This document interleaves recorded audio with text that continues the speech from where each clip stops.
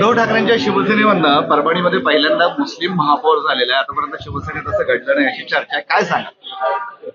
उबाटा गटाचा पहिला मुस्लिम महापौर परभणीला झालेला आहे. खऱ्या अर्थानं मुस्लिम माणसाला आमचा विरोध नाही किंवा मुस्लिम होऊ नये अशी आमची धारणा नाही, परंतु ज्या पद्धतीनं शिवसेनेची रचना झाली होती, ज्या पद्धतीने शिवसेना चालली होती, त्या मूळ गाभ्याला दिलेला हा छेद आहे. मुंबईमध्ये मराठी माणसा व्यतिरिक्त कोणी महापौर होऊ नये, हिंदी भाषिक सुद्धा नसावा, मुस्लिम तर दूरच, अशी जी भावना यांची होती.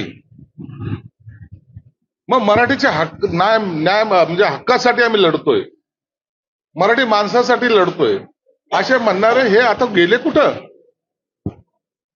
तुम्हाला गुजराती चालत नाही, पंजाबी चालत नाही, सिंधी चालत नाही, कोणत्याच समाजाचा इतर चालत नाही ना, हे समाजाचा तुम्हाला चालतो. याचा अर्थ तुमची असलेली भूमिका आता बदललेली. तुम्ही बोलतात हे करतात हे आता महाराष्ट्राने पाहिलेलं आहे.